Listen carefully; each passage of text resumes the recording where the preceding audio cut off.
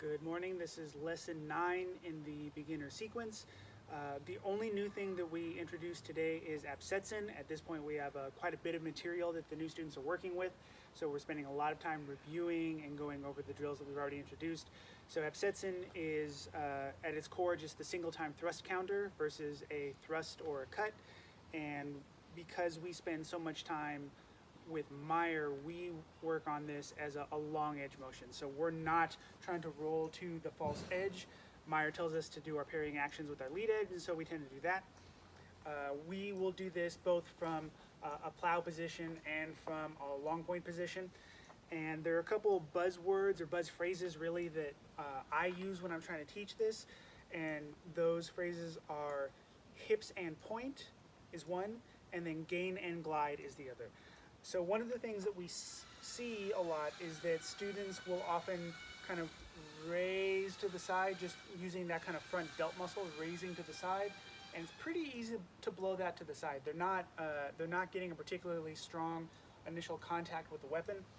So what we want to do is take the straight parrying action that Meyer's already told us, where we're turning our long edge, we're turning the point. And if you've watched that lesson, I talk about if I was a three-headed monster, would be aiming the point at the head over the shoulder that's attacking you. And with the straight parrying action, you parry and then you can thrust. We're just going to smooth that out until it becomes a single time action. So I will actually have students start in the long point position or just the straight parrying position. So kind of relaxed, we're not completely locked out. And when we talk about hips and point, I still want them to turn and face the threat, and I want them to make that initial contact where it's still going to create that ramp effect. So I don't want them lifting to the side where the opponent's cut's going to smash into the side of the sword. I still want them getting funneled, the opponent's energy getting funneled into the strong. So we're still going to turn towards the threat using our hips and point. So the hips and point are really important. Hips and point, not pushing the sword to the side. The other thing we talk about gain and glide, and that's just related to the same funneling effect. So I actually want to get contact with the opponent's cut as early as I can, really. And so I'm going to look to be making contact here and gliding it in to the strong of my sword pretty quickly. So what we will do is we will turn to face. And this is where things are a little bit different. The reason I think some of the manuals talk about that false edge, and they don't all, but the reason is it's a mechanical position thing. If I raise my hands like this really messes up my wrist, it's weak. If I roll up to the false edge, it's much easier to keep both wrists in a mechanically sound position.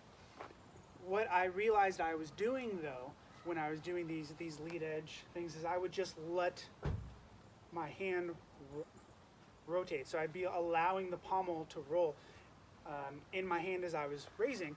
So with the lead edge, I can still end up with my wrist in a good position because I'm allowing the sword handle to move within my hand. So when I do this gain and glide with the lead edge, when I get to the point where it would break my wrist, I just allow the handle to shift in my pommel hand so that I still end up in a good wrist position.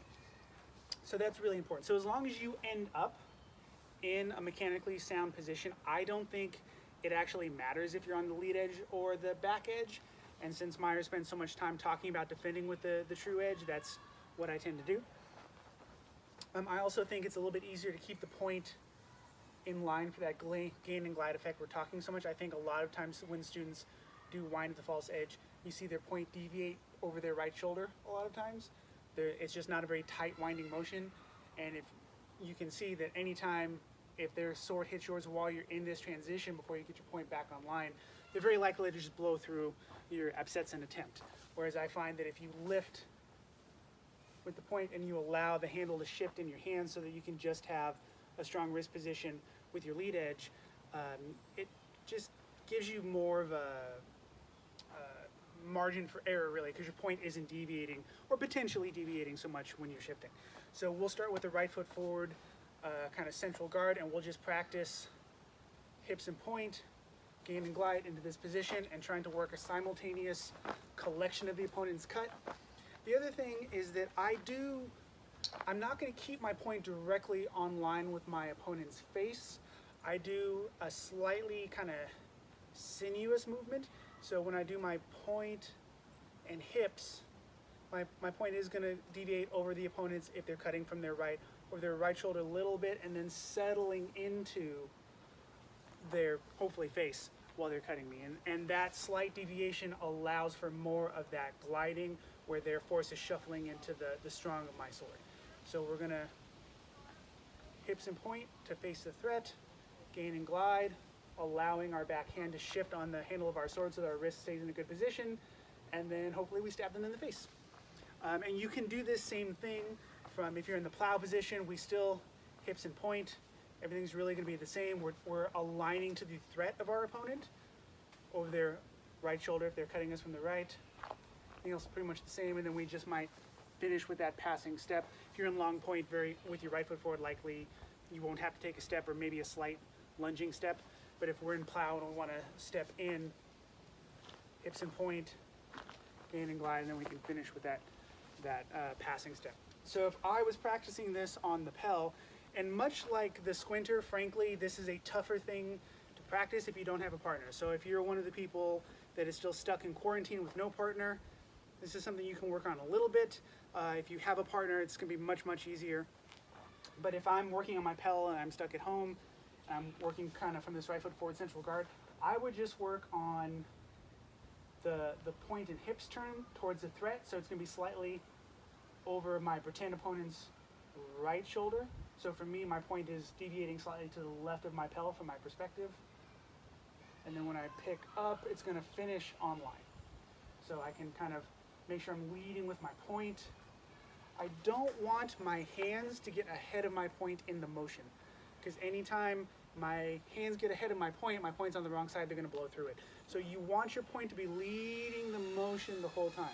So I also sometimes talk about a thumbtack, right? I think about sticking the thumbtack. Even if I end up making a slightly sinuous motion, the point of the thumbtack is always leading. I'm not going to shove my hand this way.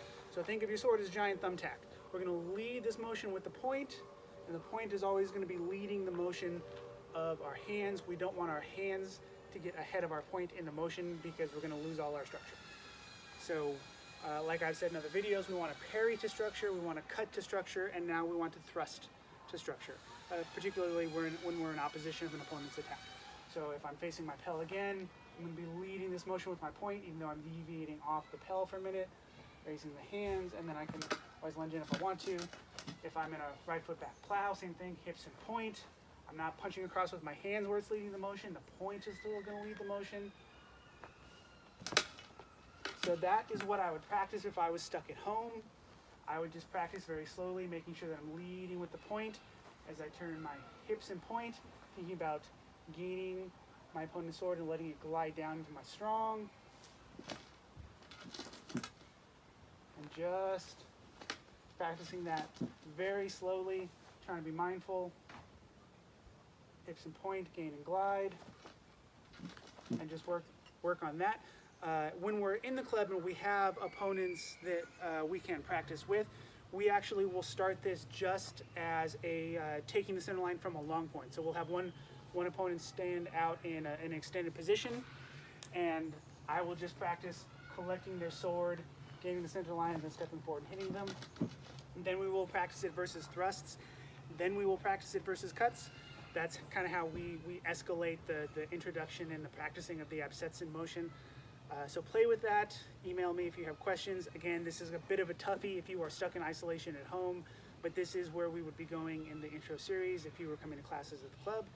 And hopefully that is helpful.